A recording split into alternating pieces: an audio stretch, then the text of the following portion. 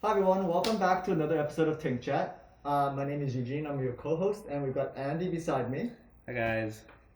So, we wanted to talk to you guys today with regards to a bit of a return to normal TinkChat topics. Yeah. So more about the industry, what's happening, the direction it's going to, and what Tinkerine is aiming towards as well. Yeah, and I think TinkChat has always been a little bit about exploratory of industry, and we're evolving the topics as we go. It's also about how the industry is, evolving, and we saw the industry evolve quite really fast with COVID, and so we covered that quite a bit. But I think if you look into the general media and humans and behavior over the last, I would say, like a month and a half or so, I like to call it there is this phenomenon called COVID fatigue. Yeah. It's just there's so much information about COVID that they don't want to hear it anymore. Yeah. But don't get us wrong, it's here. It's still here. It's still relevant for a little bit.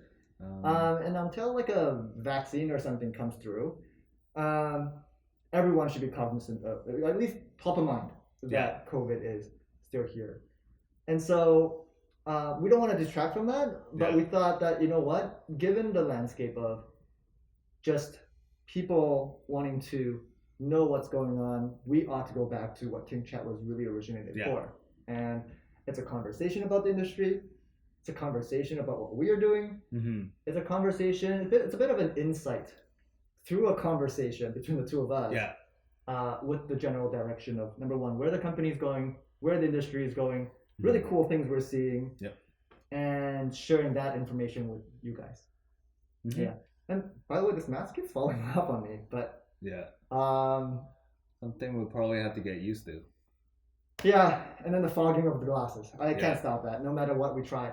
I've even applied anti-fog on these, and maybe the coating on the glasses is what prevents the anti-fog from staying. So, let's talk a little bit about today's topic. It's going to be about production of things 2.0. I've hinted to it in some of the news releases that we put out. And I think for the last episode as well, but we never really clarified on what this production of things 2.0 is. So this is ideology that Tinkerine came up with. Well, Eugene came up with, and something that Tinkerine will go forward with. Yeah, I think I have the pleasure of coming up with some of these visions and directions of the company, and it's something that is based off of what we're seeing in the market, right? Production of things 2.0 looks at how things are made, and the way things are typically made up until this point in the manufacturing cycle has been design something, engineering something on the computer, and doing a bit of prototyping just to ensure that it kind of fits your need, and then go into scale production. Right? But as things start to move and as the world starts to change, I think we're going to start to see companies that want to do this more with more agility, with lower risk and capital involvement and investment. And then if there is a market that can actually fit the idea, then put the capital investment behind that to scale it to the level that they want. And businesses will do this to various degrees. Sending out the prototyping to another facility, getting the prototype back, doing a couple iterations, and then eventually get to a point where they're making the molds, but then the molds take a couple iterations to get right. And so if they can design it right to begin with, you save, number one, a lot of capital cost, and then number two, you save a lot of time to market. Right? So production of things looks for advanced manufacturing technologies like 3D printing and robotics to put and increase efficiency in the system.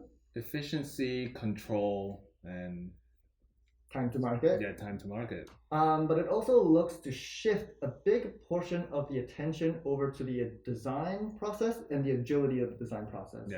I mean, we've done that in-house ourselves. We get to see the process, but for us, we feel like it's the norm. I think in the wild, it's actually not. But it's going to transition more and more towards that, because even when we were testing the markets for any of the PPE stuff that we were making, the design process is what led the agility. And if we never had access to any of these technologies, we couldn't have done. I mean, we went through what nine iterations just on our face shield. I think 9 that we actually posted about, and there was a couple of like 8.1, 8.2 that was in there that we could do within an hour or two that we never showed. This was in a span of a couple of weeks, or even just a week. Yeah. Yeah, and with traditional manufacturing, we probably wouldn't have been able to pull that off. It would have taken us at least a month or 2 months before just the back and forth between shipping the prototypes back to us and then reiterations on the designs and then going back to manufacturing. And would have lost time, would have lost opportunity cost and all those things. Yeah, Production of Things 2.0 talks a lot about leveraging technology to do the work. And they say that technology has always been an enabler of doing things, and then also as a way to make efficiencies, or find efficiencies in the operations of the company or the system. But it also looks at not just the technology side; it looks at the logistics side. Can we make decentralized entities or places within a company that looks for its logistical distribution? Yes. So imagine if a company is got 2 branches or has a couple of distribution locations, and they can send the file directly to the other place without manufacturing anything. Yeah. And the manufacturing stays at the closest hub to the endpoint. Yeah. So you're only now dealing with one segment of the shipping. Yeah. Which, for a lot of people that don't know, a lot of times that get transferred over to the end consumer. Yes. So efficiencies in transportation, efficiencies in design, efficiencies in manufacturing. And then the last component is really in the form of solving real life challenges with partners. We wouldn't have been able to do any of the stuff that we did in the biomedical side of the things without consulting the nurses and the doctors and the hospitals and the clinics, and going all the way into the dental industry where we found quite a lot of success with our product. Yeah. That feedback, that partnership drove 80% of the process. Yeah. And then the final product at the end was what came out of it. Yeah. Right? So Production of Things 2.0 looks to do those things, but with advanced technologies. Yeah. And it looks to get those technologies in the hands of not just education, which is where we typically have been putting our focus, but into the SMEs in North America. Up until this point, only large-scale companies, the Nikes, the NASA's, any of those large companies, the access to the various different advanced manufacturing techs. So 3D printing in plastic, 3D printing in resin, and then ultimately 3D printing in metal has only been locked up to the largest of large companies. There's a very high cost barrier to get into these, right? For small and medium businesses, it's probably not they probably don't have the capital to actually start this up. And this has always been a barrier for 3D printing, right? With the powder and all those more expensive, as you said, higher technology. That's always been the case. They can't get into it, so that's why they haven't even thought about, maybe this can actually smooth out my manufacturing process or something like that, or make something more efficient. Yeah, and we did do a little bit of digging into this whole entire side, and that's kind of been where the arrow is pointed to from Tinkerine's perspective. Production of Things 2.0, leveraging number one where we know best, which is 3D printing. Starting from the FDM side, going to the metal side, and then looking at how resin fits into this overall ecosystem. And I think there is a good streamlined process here, going from prototype to end-use product like gears and metal components, Bugatti's calipers and etc. And we did some digging, and there's actually a couple companies already doing this. A bit significantly larger scale. Yes. And so BMW is one of those. I think BMW has a branch called the iVentures. That's what their investment side looks like. And we found an article that is it's actually fairly recent. Yeah. Actually, it was, I think, in the past 2 months or so. Yeah. They actually invested 10 million euros into additive manufacturing. Right. In their manufacturing plants. Yeah, and I think what they're looking to do is start to fold additive manufacturing, 3D printing into the actual line of their Yeah, manufacturing. so I think I was reading an article. It was really to, for lack of a better word, test out the waters to see how well additive manufacturing will actually work inside their current workflow. Right. And would it actually be beneficial? Would it disrupt them? The normal process that they have, and yeah. So this whole venture is just to go down that route to see how well this technology will fit in. Yeah. And I think it probably has a decent amount of metal additive, powder-based materials in that, given that their application is vehicles, which are usually made of metals, fairly complex metal structures. Yeah. And composites, actually. BMW is known a lot for their composites, carbon fiber, plastics, and stuff that they've built. And so imagine that agility of design, if that's what they're looking to do, or just-in-time manufacturing. That's also another efficiency with additive technologies or 3D printing. And how, if they can actually fold that in, the amount of customization they can actually now do for their customers. Yes. The strength of 3D printing is not huge volume, unless you have a lot of units. In the facility.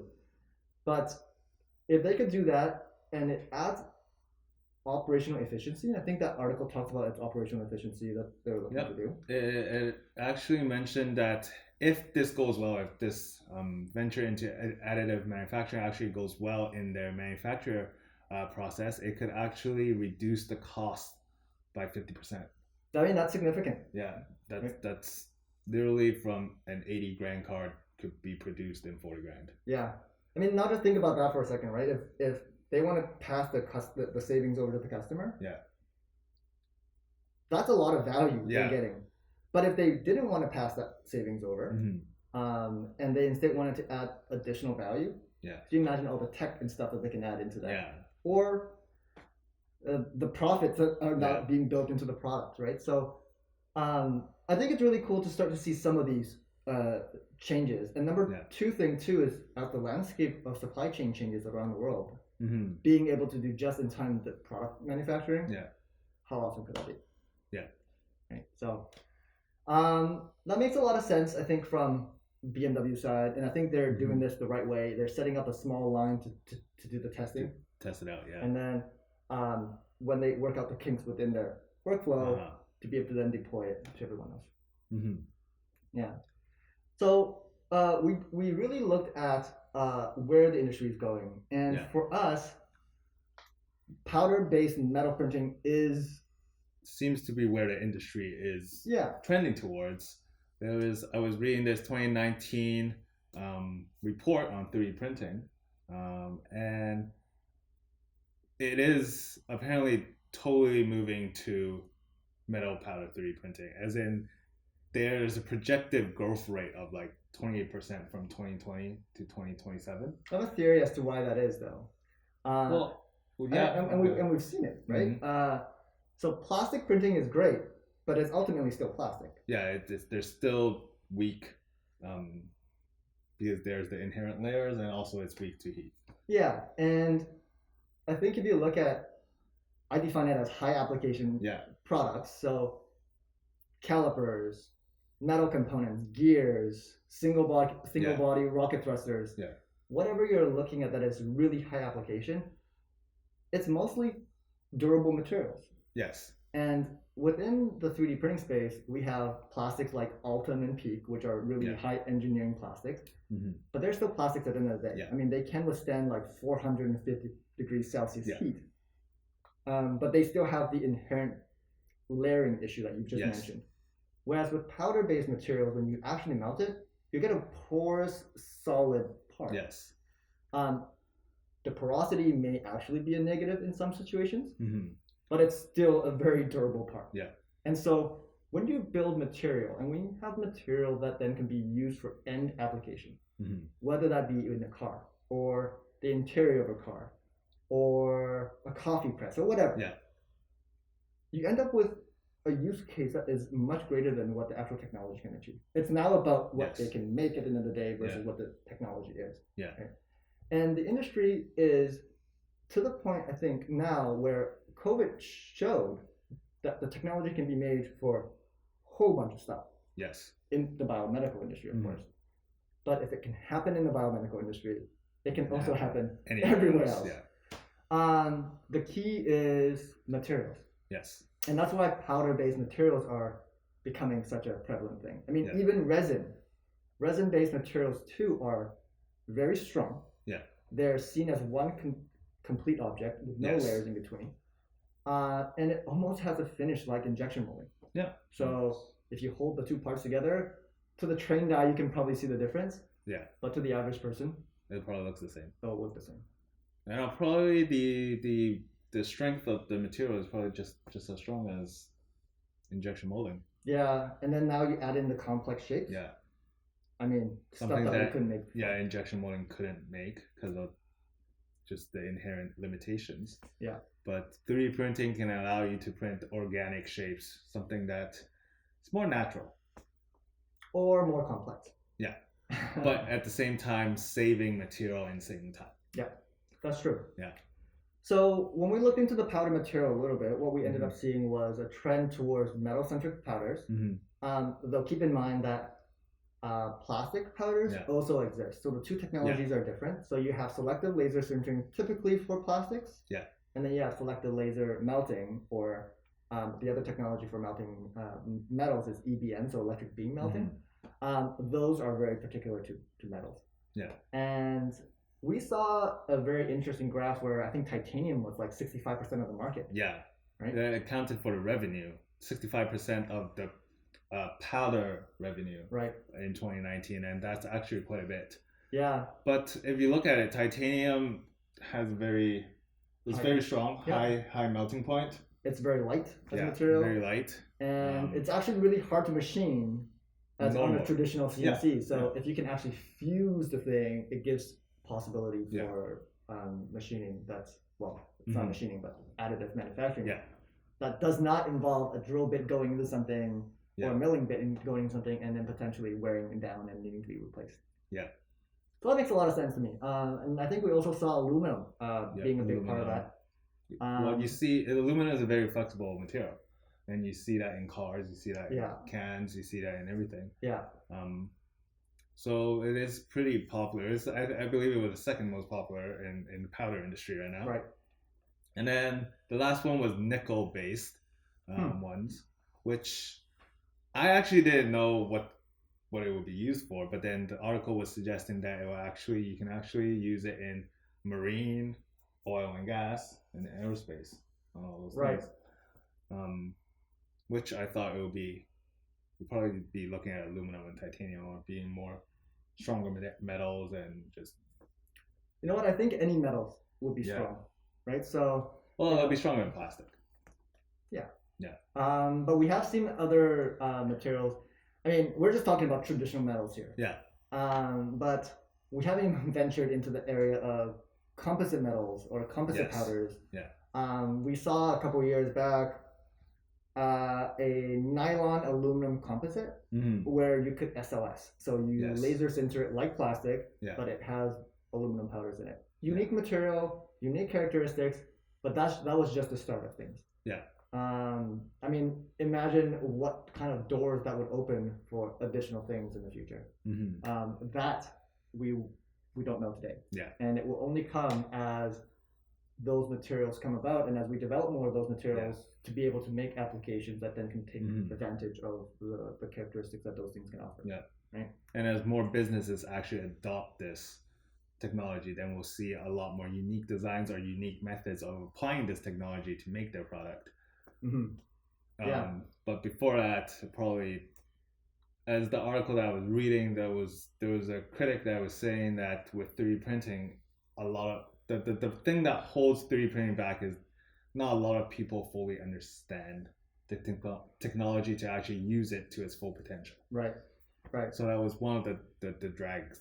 I think what's quite interesting about the 3D printing industry in particular is that we spend a lot of time talking about the technology and not spend a lot of time showcasing the applications or what people can do. Okay. Right? So think about the PC industry for a second. Let's use a bit of analogy.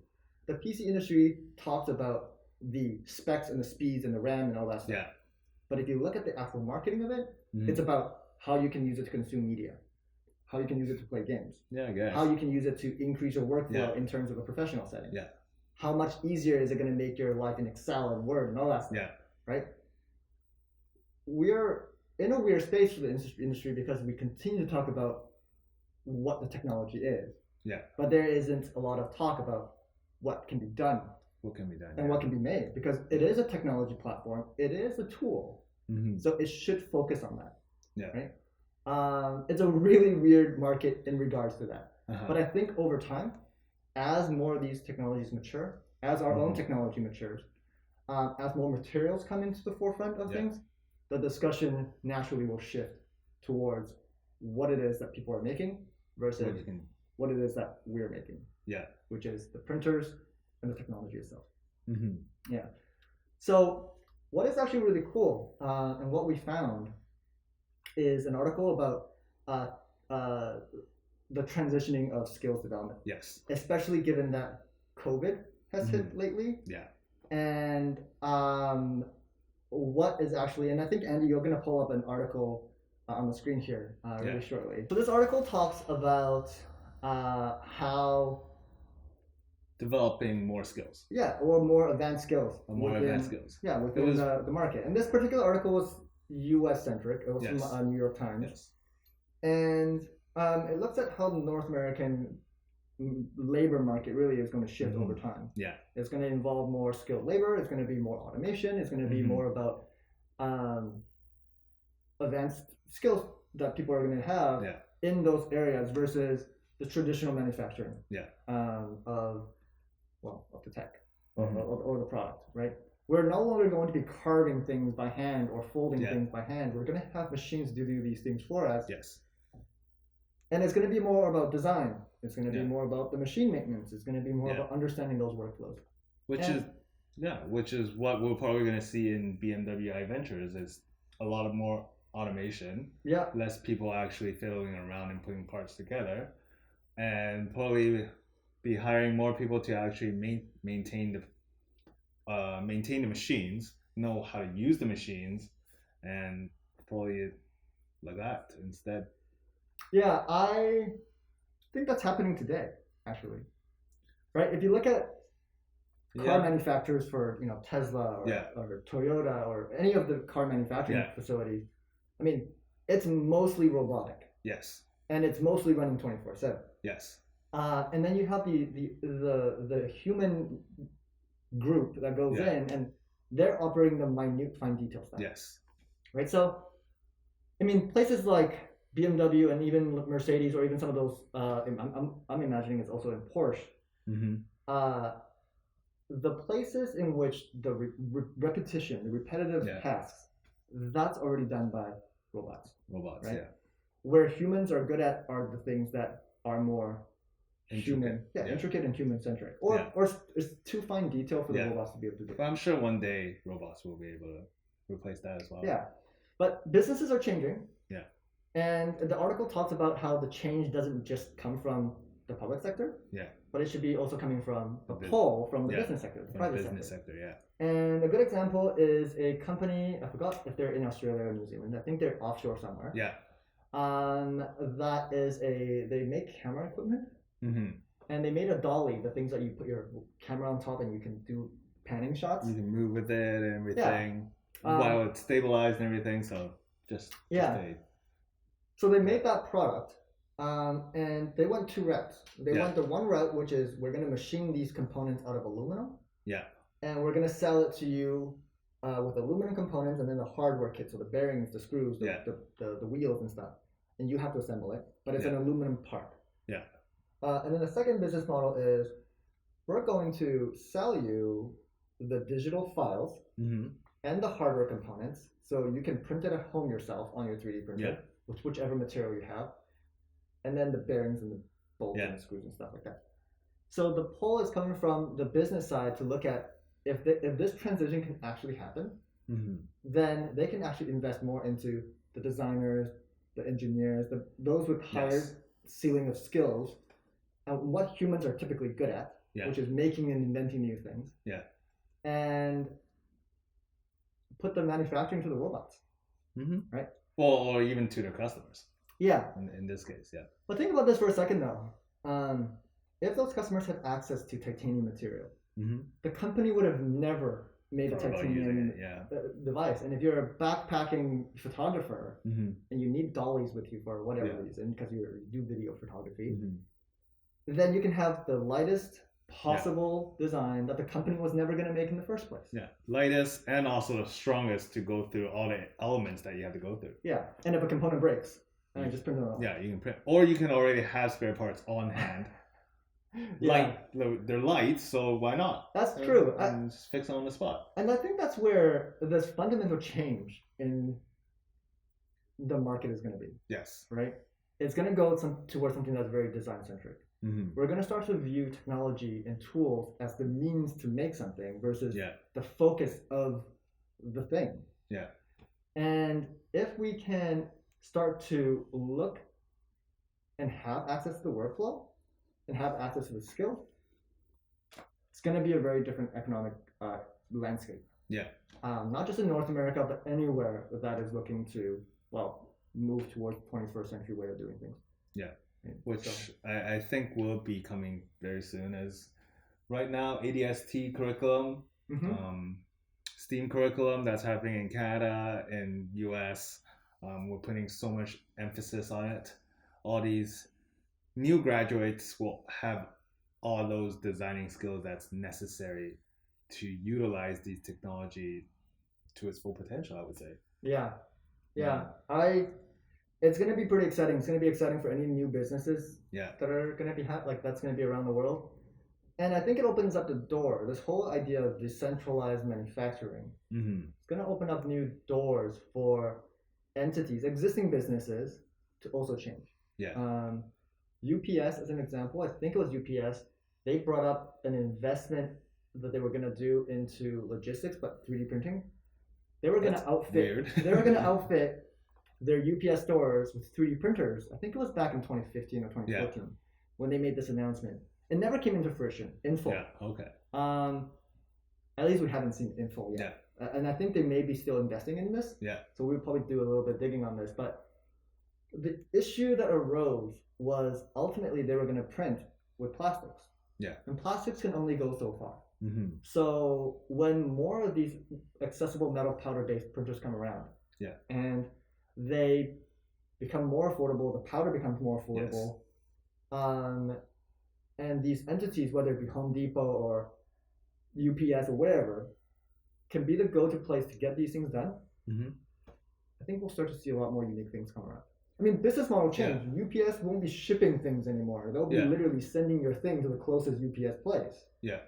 So essentially what you're saying is, if I had a model that I wanted to be printed and I don't have a 3D printer at home, I send it to UPS, they print it off, and then I go pick it up? Yeah. I don't know. That could be. It's like a FedEx Kinko type of thing with paper, right? Yeah. I think you get into a very interesting change in how business economics work. That's literally a huge difference than what they're doing right now, logistics. Yeah. Keep in mind, you won't have finished products. Right? So in the business world, like even for us, we're shipping parts from vendors to us. Yeah. And we're doing the QC on the part, and we're making sure that it's done right, and we're doing it just in time. This system of additive manufacturing allows you to do just in time, but it won't be an assembled iPhone. It won't be your assembled PC tablet, right? But if you're a business and you're making things and you have components, you're naturally already shipping them. Yeah. So why not cut out the portion of the shipping that is the furthest point and then go to the closest UPS store or wherever, Home Depot. We're giving a lot of brand name shout outs here. And just do the last mile. Yeah, well, most often, literally, the shipping from one place to the other place it's the most pricey ever to get the final product in your hand. Yeah. So if you take that out, then you have more capital to actually invest in designing and actually probably tweaking your product. Or even marketing and sales. Yeah, or marketing and sales, yeah. So huge changes, I think, in the next 5 to 10 years. Yeah. And a lot of it, I think, is going to be led by not just the metal technology. Yeah. Because you don't want to just go directly to metal. It's too expensive. Yeah. It's going to be a whole encompassed ecosystem of really understanding filament-based machines, where to apply resin-based machines, then where to apply metal-centric machines. Yeah. And if the business model makes a lot of sense, and if the product makes a lot of sense, then you can actually pivot out of that and go into the more scalable design tools. Fabrication tools, which is metal injection molding and plastic injection molding. If you're getting into the volume of, let's just say, 100,000 plus. Yeah. Right. And also CNC. Don't leave out CNC. CNC is very much still in this picture, but it's a subtractive equation. Yeah. And if you look at iPhones, they're CNC. Oh, I didn't know that. Right. The back casing, assuming it's the metal-based ones, it's CNC out of a piece of metal. And yet they can still get the price point to where they want, right? So. Well, if you think about it, if they adopt using 3D printer instead, they actually save a lot. Instead of wasting all that material from CNC because you can't reuse it. Yeah. Using a 3D printer would actually save cost and actually save material cost. Yeah, I think they can still melt it down, like they can melt the shaving back down. I would assume so. Some kind of recycling process probably is in there. But again, it's another process that's energy intensive, and then they have to recover the product, right? Whereas 3D printing, you can recover 50% of the powder after you use it, and you can just recycle it with virgin material back in. So it's definitely a different process, but there's nothing also stopping them from going to metal injection molding, which gets them the rough shape, and then they just mill everything back out afterwards. So true. Understanding that whole entire manufacturing workflow, the production of things workflow, can help a business go from very, very small scale production, let's just say 5 to 10, to 1,000 or 10,000 or 20,000, and then all the way to 100,000 plus, even up to upwards of 1 million. Yeah. But it's not going to be with just one technology. No. You can make 3D printers produce a lot of parts. You just need a lot of 3D printers. Yeah. And then it comes into the question of, do you do it through automation? So do you have a robotic arm doing everything? So then no one is running it, or is it 2 people running 100 machines and stuff like that? It's an interesting future, I think. And I think we're setting ourselves up for what that future looks like by looking at, number one, the ecosystem of 3D printers, the materials, the design, and then scalable, deployable microfactory type of situations. Yeah. I think that's it. That's for today. Well, I guess that's everything. Yeah. We wanted to cover the direction on where 3D printing is going, where Tinkerine is going, and just hope that actually, I guess, gives a light into what everyone was wondering, where the industry is going. I think the industry is still in a bit of a COVID moment. Everyone is still really looking at how can they help. Yeah. There's still a lot of COVID stuff happening. Don't get me wrong. But I think the industry is as itself, the 3D printing industry, still spearheading forward. It's because of COVID, everything's shut down, and then that's where everyone had a 3D printer at home was like, how can I help? What can I do with my 3D printer to help? Help the situation right now. That actually jump-started the discussion quite a bit. And I think it's going to now, it's now going to be a different question that gets asked. It's how is 3D printing going to be for the global supply chain moving forward from this point out? And how is it going to be in the next 5 years? Because businesses are now going to start wondering, can I get one of these because it helps me out? Yeah. And the more of these go out, the better it is for everyone in the there's already a lot of industries that are adopting this. As we mentioned, BMW, which is automotive. Not only BMW, also Audi is also taking a spearhead into also having things 3D printed. Yeah. And then there's also, you're looking at the other industries like aerospace and probably defense, like army or anything like that. And then you're also looking at medical and dental as well. Yeah. Yeah. Dental, probably not a lot of people know, but there are use for it. First of all, sometimes you see those retainers. Those are, I believe, they're resin. Invisalign type of things? Yeah, Invisalign type of things. Those are 3D printed because with 3D printing, you get a lot of customizations. You can make one-offs. Yeah. Yeah. or you can use a metal powder 3D printer to actually print those bolts for fake teeth.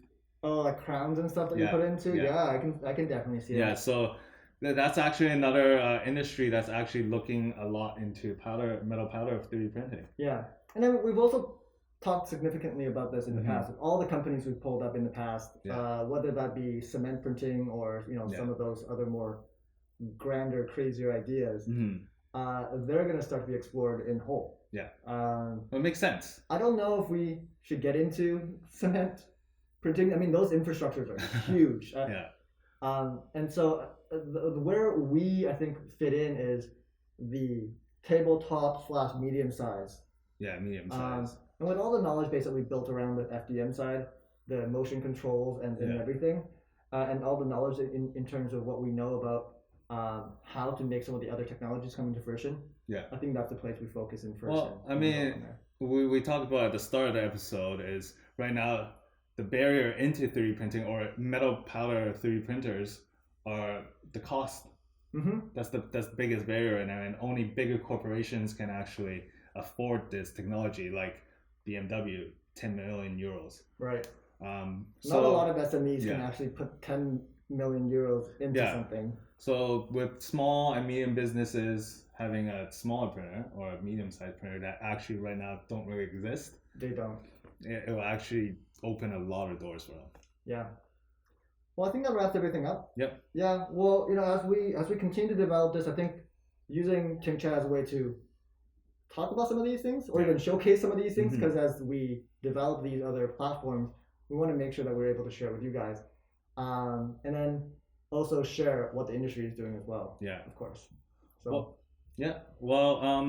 if you guys actually have any questions or comments, comment down below, and also let us know what you think where 3D printing is going. Do you think if metal 3D powder has a future or anything like that, or anything that you would want to print with it? What would you like to print with it? Yeah. And I mean, metals can do a lot. Yeah. What would you do? Yeah, what would you do with it? Well, I know what we would do. Yeah. There's so many little projects that I think we can tackle that would just showcase the application of it, but I think we'll wait until we have some of that technology in place. Yeah. So we can actually make a couple of them. Yeah, so let us know in the comment below, and also remember to subscribe to our channel, and also press the bell button for the latest notification for an episode when we release it. And this is also available on Spotify and Anchor for podcasts. So yeah. Well, I think that's a wrap. We'll see them next time. Episode. Yeah. Cool. Okay.